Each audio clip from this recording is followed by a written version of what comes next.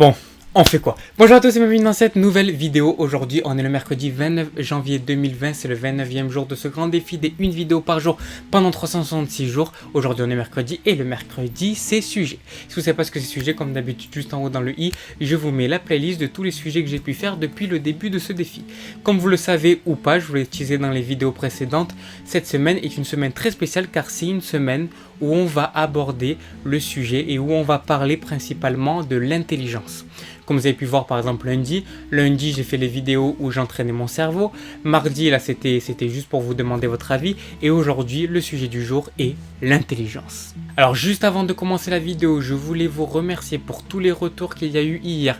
Hier je vous ai fait un sondage sur Instagram. Si vous ne me suivez pas, comme d'habitude je vous le mets dans la description et je vous l'affiche juste ici. Mon Instagram c'est StevenSHZ. Je vous ai fait un petit sondage, je vous ai demandé est-ce que vous préférez les vidéos courtes ou les vidéos longues. Et les résultats ont été à l'unanimité pour les vidéos courtes. Du coup, je vous écoute et ce que je vais faire pour cette semaine et la semaine prochaine, je vais faire des vidéos courtes et moins des vidéos longues. Vous m'avez donné vos retours par rapport à ça et vous m'avez dit qu'en fait, ça vous dérangeait pas que ce soit une vidéo longue ou une vidéo courte. Vous m'avez juste dit que de regarder 10 ou 20 minutes par jour, c'était pas donné à tout le monde et c'est vrai, je m'en rendais pas compte parce que moi je parle beaucoup, du coup je me rends pas compte de ça. Et pour ce qui est des vidéos longues, du coup, de les faire uniquement dans des sujets qui doivent être longs. Donc voilà, je vous écoute et c'est ce qu'on va faire pour toutes les vidéos qui vont arriver par la suite. Voilà, donc suivez-moi sur mon Instagram, je vous mettrai très souvent des petits sondages pour vous demander votre avis et merci pour vos retours. C'est parti, on commence pour le sujet de la vidéo sur l'intelligence. Alors pour commencer, qu'est-ce que c'est que l'intelligence ? L'intelligence, là on va pas parler d'intelligence globale au sens des intelligences des espèces. On va parler vraiment de l'intelligence humaine. Parce que si on parle d'intelligence globale, après moi je vais prendre les êtres humains et les mettre justement dans une globalité. Mais non, là je veux que ça soit spécifique à l'être humain. Parce que pour ce qui est de l'intelligence globale, ça on en parlera dimanche dans le sujet de dimanche pour naturel. Donc là aujourd'hui on va vraiment parler d'intelligence humaine. Et donc dans l'intelligence humaine, forcément on est 7 milliards d'êtres humains, on a tous des intelligences qui sont différentes, qui sont diverses et qui divergent d'une personne à une autre. Du coup vraiment en fait c'est quoi l'intelligence ? L'intelligence c'est le fait en fait de résolver des problèmes, de comprendre des problèmes, de pouvoir emmagasiner de la connaissance et par rapport à cette connaissance pouvoir résoudre certains soucis, pouvoir réagir d'une manière ou d'une autre, c'est ça l'intelligence. Mais du coup on sait tous le faire ça, donc on est tous intelligents. Mais à quel degré ? Dans quel degré on sait le faire ? Parce qu'il y en a qui arrivent mieux à le faire, d'autres moins bien, d'autres dans certaines thématiques, dans d'autres. Alors finalement, quelle est l'intelligence ? Est-ce qu'on est intelligent ? Qu'est-ce qui veut dire qu'on est intelligent ? En fait l'intelligence ça veut tout et rien dire.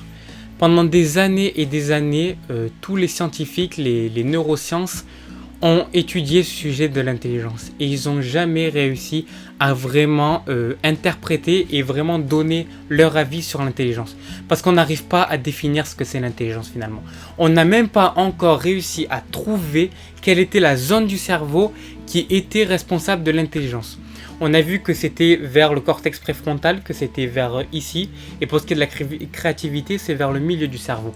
Mais ça, on n'est pas encore sûr, parce qu'on a vu que différentes zones étaient responsables en fait de l'intelligence dans le cerveau. Donc même l'intelligence, on n'a même pas encore pu savoir où c'était qu'elle était dans le cerveau. La seule base aujourd'hui que l'on a pour mesurer l'intelligence, c'est le QI. Ou autrement dit, le quotient intellectuel. Alors qu'est-ce que c'est ça ? Je pense que la plupart d'entre vous connaissent le quotient intellectuel et le QI, mais le problème avec ça, c'est que c'est pas du tout une base sûre. Et encore une fois, les neurosciences l'ont remis en question, l'ont remis en cause. Bon, d'où ça vient déjà ce QI ? Bon, le QI, il vient d'Alfred Binet. Alfred Binet, au début du XXe siècle, il a commencé à s'intéresser à l'intelligence. Et il voulait un moyen sûr de pouvoir voir, mesurer et savoir si une personne était oui ou non intelligente. Et pour cela, il a eu l'idée de monter un test avec un ami à lui. Et du coup, ce test-là était très simple. Sur ce test, en fait, ils ont pris tous les âges. Donc, ça partait de 3, je crois même de 2 ans, jusqu'à 90 ans. Et par rapport à cet âge-là, à chaque âge, il y avait un peu, on va dire, une certaine normalité à respecter pour chaque âge.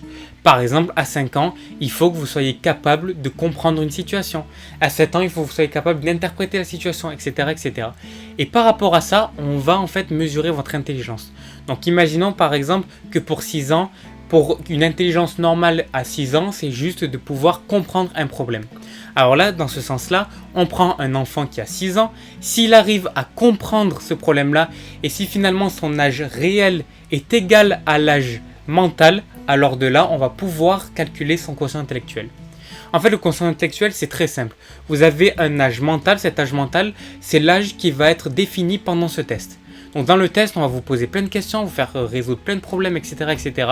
Et tout ça va à la fin vous donner un âge mental. Et puis cet âge mental après va être comparé à votre âge réel. Et imaginons que votre âge mental est de 12 ans et votre âge réel est de 10 ans. Alors on va multiplier tout ça par 100 et ça va nous donner donc un QI de 120.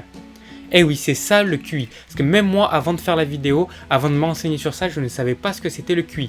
En fait, le QI, c'est tout simplement la différence qu'il y a entre votre âge réel et l'âge mental que vous avez. Mais du coup, le QI, c'est pas sûr du tout, parce que ça se base sur rien. Ça se base sur la normalité que devraient être les gens. Mais cette normalité, on l'a calculée comment ? On ne sait même pas comment la calculer, cette normalité. Donc du coup, le QI est réduit à néant et il ne veut absolument rien dire. Et le piège avec le QI, c'est que très souvent, si on se base sur le QI, si on a un QI qui est faible, alors on va se dire qu'on est peu intelligent et toutes les actions qu'on va faire dans notre vie, on se dira qu'on n'est pas intelligent, on va s'auto-flageller et forcément on va perdre confiance en nous. Donc le QI est une base qui n'est pas du tout sûre. On peut à peu près savoir quelques notions, mais en fait, c'est pas sûr du tout. Pourquoi ? Parce qu'on va se comparer en fait à des profils différents du nôtre. Du coup, on va se comparer à des gens de notre âge. Mais notre âge, finalement, notre âge réel ne veut absolument rien dire. Donc du coup, comment finalement on peut avoir confiance en ce QI ? On ne peut pas avoir confiance au QI. Donc le QI, ça peut être en soi une base, mais c'est pas une base qui est certaine. Du coup, le problème, c'est qu'on est encore dans une comparaison, encore se comparer aux autres. Et du coup, quand on part de la comparaison, se comparer aux autres au lieu de se comparer à soi-même, on est encore et on va toujours être dans la spirale des autres. Et quand on est dans la spirale des autres, on perd forcément confiance en nous parce qu'on va toujours vouloir se comparer aux autres. Et si on est moins bon que les autres, alors on va se dire forcément qu'on est nul. Alors que d'être moins bon que les autres, c'est pas être nul, c'est tout simplement être soi-même. Et justement, on s'est rendu compte qu'en fait, tous les êtres humains étaient complètement différents et l'âge réel que l'on a finalement ne veut absolument rien dire par rapport à notre intelligence. Mais du coup, si le QI marche pas, quelle est la base réelle qu'on a pour l'intelligence ? En fait, on n'en a aucune. Et moi, je me suis rendu compte de quelque chose, c'est que finalement, par rapport aux différentes personnes, du moment qu'on est un être humain, on est tous intelligents. On a tous une intelligence dans un domaine. De toute façon, il y a plusieurs types d'intelligence qui existent. Parce que si vous prenez par exemple une personne qui ne comprend rien, à chaque fois que vous lui dites quelque chose, elle ne comprend rien, etc., peut-être qu'elle a une intelligence dans un autre domaine. Ou tout simplement que c'est quand elle parle avec vous qu'elle n'a pas envie de faire d'efforts et qu'elle ne comprend pas. Par contre, dès qu'elle va regarder une vidéo ou quelque chose qui l'intéresse, elle va tout comprendre. C'est pour ça que l'intelligence, on ne peut pas la quantifier. Après, les deux grandes bases de l'intelligence, c'est l'intelligence créative et l'intelligence de la connaissance. Quelles sont ces deux intelligences ? En fait, c'est l'intelligence qu'on utilise tout le temps. Mais on est soit plus une, soit plus l'autre, soit les deux. On est tous les deux, mais on a tous un domaine où on est plus fort. Par exemple, l'intelligence de la connaissance, c'est l'intelligence qui nous permet de résoudre des problèmes. Vous savez, quand on a des techniques pour résolver un problème, si par exemple, moi, j'ai des techniques pour pouvoir réparer un ordinateur, si j'ai appris tout ça, si j'ai les connaissances, je vais pouvoir beaucoup mieux le réparer. Par contre, si j'ai de la créativité, je vais pouvoir également, par moi-même, créer mes propres techniques pour pouvoir résoudre ces problèmes. Et si je mêle les deux, c'est encore mieux. Je peux d'un côté créer une nouvelle méthode en me basant sur des principes et sur des connaissances que j'ai déjà. C'est exactement ce qui se passe avec les musiciens et avec la musique. Lorsqu'un pianiste va réaliser un morceau, il va se baser sur des partitions qu'il va lui-même traduire, donc pour ça il lui faut des connaissances. Et puis lorsqu'il va improviser, il va se baser sur des connaissances pour pouvoir faire sur son piano, et puisqu'il improvise, il crée un nouveau morceau, donc il se base sur la créativité. Et finalement, il lie les deux, et c'est ce qui crée l'intelligence. Pour moi, l'intelligence, et pour beaucoup de neuroscientifiques, l'intelligence se base vraiment sur ça. Sur le fait d'avoir l'intelligence créative et l'intelligence de la connaissance. Quand vous mêlez les deux, vous avez finalement l'intelligence humaine, qu'on utilise tout le temps, quand on fait tout ce qu'on fait dans notre vie. Donc finalement, l'intelligence n'a aucun absolu parce qu'on ne sait toujours pas le quantifier. Ce qu'il faut vous dire, c'est que si des fois vous doutez à vous dire est-ce que je suis intelligent, est-ce que je suis bête, vous êtes intelligent car vous êtes vous-même. Et du moment où vous êtes vous-même, vous êtes intelligent, vous êtes humain. Donc l'intelligence revient juste à se comparer finalement à soi-même, pas se comparer aux autres. Si on se compare aux autres, on est à 100% sûr qu'on ne sera pas intelligent, parce qu'on trouvera toujours mieux que soi et toujours moins bien que soi. Donc du coup, ça sert à rien de se comparer aux autres.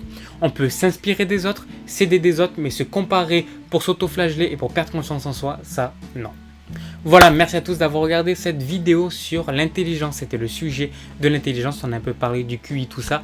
J'espère que cette vidéo vous a plu. Si elle vous a plu, vous pouvez mettre un petit pouce bleu, me dire dans les commentaires ce que vous avez pensé de ce sujet et me dire un peu ce que vous pensez que j'ai oublié et surtout si vous êtes d'accord ou pas avec ce que j'ai dit dans la vidéo. Et aussi, abonnez-vous à la chaîne, c'est très important. Et nous, on se retrouve demain. Demain, c'est jeudi. Jeudi, comme vous le savez, c'est récréation. Allez, ciao!